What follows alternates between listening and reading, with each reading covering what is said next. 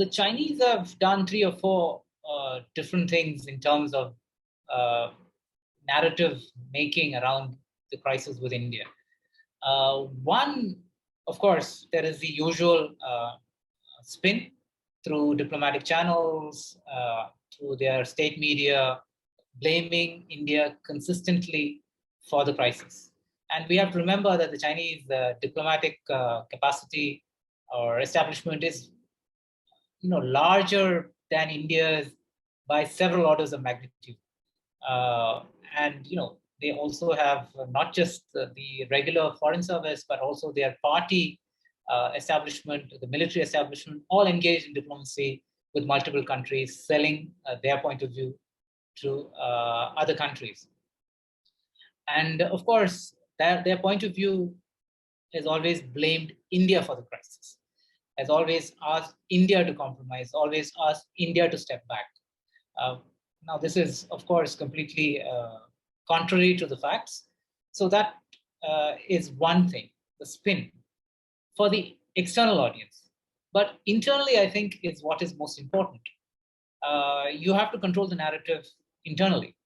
You face reverses, you faced war dead or battle casualties when most Chinese weren't expecting anything of the sort. So you need to control the narrative at home.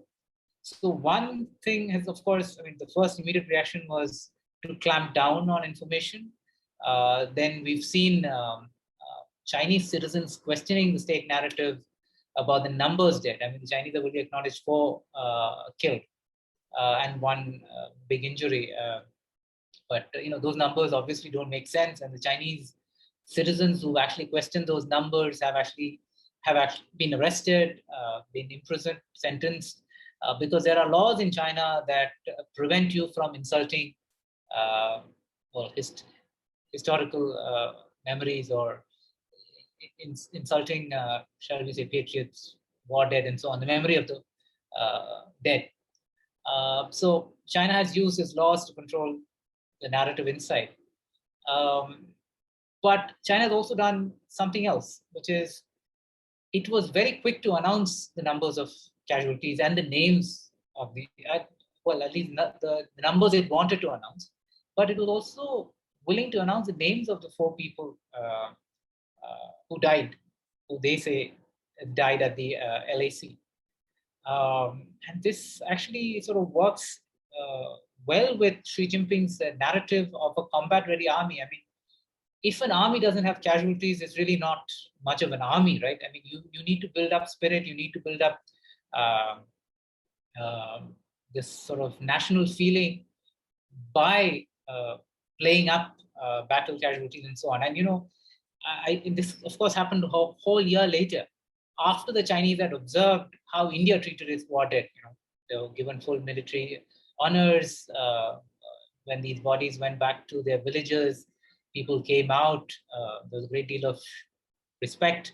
There was a great deal of publicity for all of these. And this is how India does it. It doesn't matter whether it's China or Pakistan or on UN peacekeeping operations. We honor and respect our war dead. This has never happened in China. So China perhaps learned a lesson from the Indian system and decided, well, we can play this because we control the media waves, we control the narratives, we control the channels of communication, we can sell this. Remember, China has this model soldier called Lei Feng, but this guy has been dead several decades. He died in the Mao era, and they've not really had a military hero, too many military heroes since then. Maybe the pilot who died in the EP3 crash in the early 2000s. But that was during Jiang Zemin's time. But now we have 4 casualties during Xi Jinping's time, whom Xi Jinping can claim and put forward as signs of a growing, powerful, vital Chinese military. So Chinese are playing this to their benefit, to their advantage, and which is also problematic because you then generate. You have the chance of generating jingoism as much as patriotism or nationalism. If you enjoyed this video and want to learn more about the Eastern Ladakh crisis, Please check out the other videos in our exclusive interview series here on our YouTube channel and visit stratlearning.org to enroll for free in Deterrence in Southern Asia.